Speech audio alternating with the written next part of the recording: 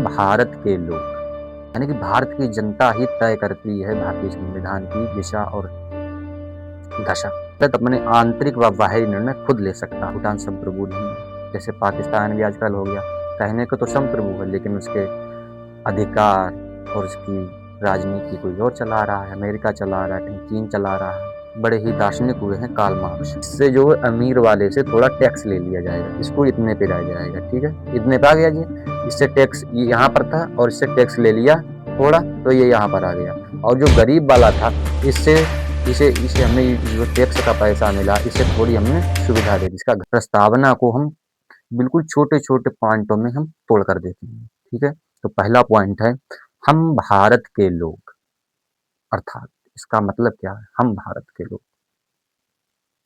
यानी कि इसका मतलब है भारत की जनता, यानी कि भारत की जनता ही तय करती है भारतीय संविधान की दिशा और दशा, समझ गए। यानी कि दिशा भी भारत के संविधान को दिशा कौन देता है, भारत की जनता, पूरी समस्त जनता देती है भारतीय संविधान को दिशा की, शक्ति देती है उसको चलने की। जैसे आपको पेट जो है शक्ति देता है कहीं भी काम करने का, कुछ भी करने का, तो इसी हिसाब शक्ति इसको कौन देता है, तो इसको शक्ति देती है भारत की जनता, ठीक है। अब देखते हैं वह शक्ति कौन देता है, भारत की जनता, ठीक है। देखो, अगर आपको हम कहें आप चले जाओ दिल्ली और आपको खाना नहीं दे तो आप चले जाओगे दिल्ली पैदल, नहीं चल पाओगे। खाना देते रहें आप चलते रहोगे, वही हिसाब है। जब तक जनता जो है, जनता शक्ति दे रही संविधान को, अगर जनता ही नहीं देगी शक्ति तो संविधान का मूल रूप ही नहीं है कोई, ठीक है। इसी बात समझते हैं, ठीक है। इसको समझेंगे, भारत के लोग अर्थात भारत की जनता से मतलब है, समझ गए इसमें। तो भारत को संविधान को शक्ति कहाँ से मिलती है, जनता से मिलती है, समझ गए।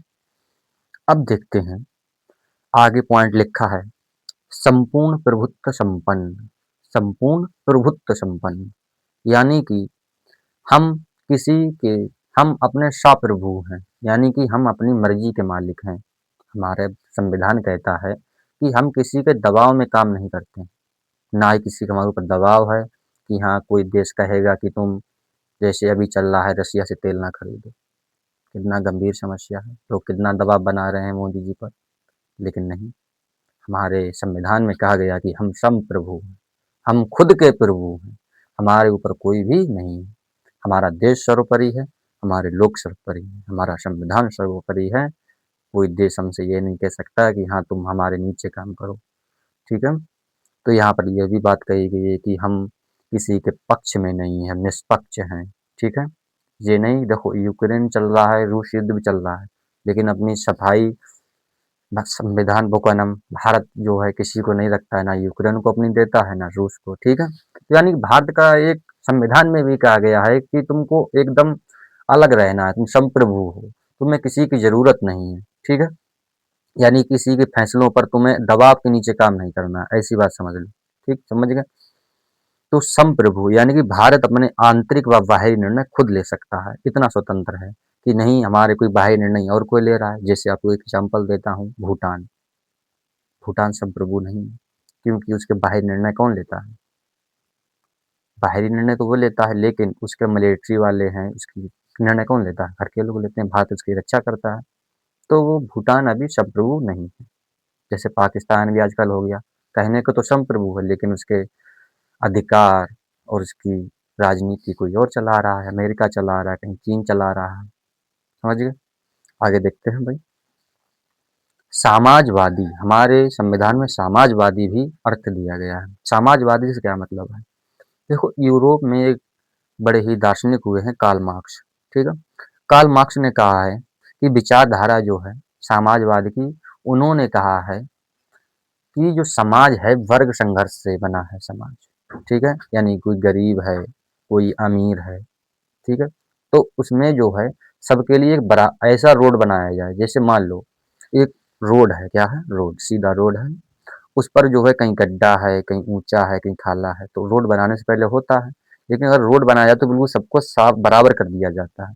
वही समाजवाद का मतलब है। कोई अमीर है, कोई गरीब, ज़्यादा गरीब है, तो यहाँ पर समाजवाद का मतलब ये है कि देखो अमीर जो है, ऐसे ये मान लो ये अमीर है और ये गरीब है, ठीक है, ये गरीब है, तो इससे जो है अमीर वाले से थोड़ा टैक्स ले लिया जाएगा, इसको इतने पे रह जाएगा, ठीक है, इतने पे आ गया जी। इससे टैक्स यहाँ पर था और इससे टैक्स ले लिया थोड़ा, तो ये यहाँ पर आ गया। और जो गरीब वाला था, इससे इसे इसे हमने जो टैक्स का पैसा मिला, इससे थोड़ी हमने सुविधा दे दी, इसका घर मकान बनवा दिया। अब ये दोनों बराबर आ गए, इसी का मतलब है समाजवाद। समझ गए? ठीक है, आगे देखते हैं। समझ गए? मैंने समाजवाद को आपको बड़े अच्छी तरीके से समझाया है भाई। अगर आपको अच्छा लग रहा हो तो प्लीज़ चैनल को लाइक करें, सब्सक्राइब करें, ठीक है? और शेयर भी करें अपने दोस्त भाइयों के साथ, ठीक है?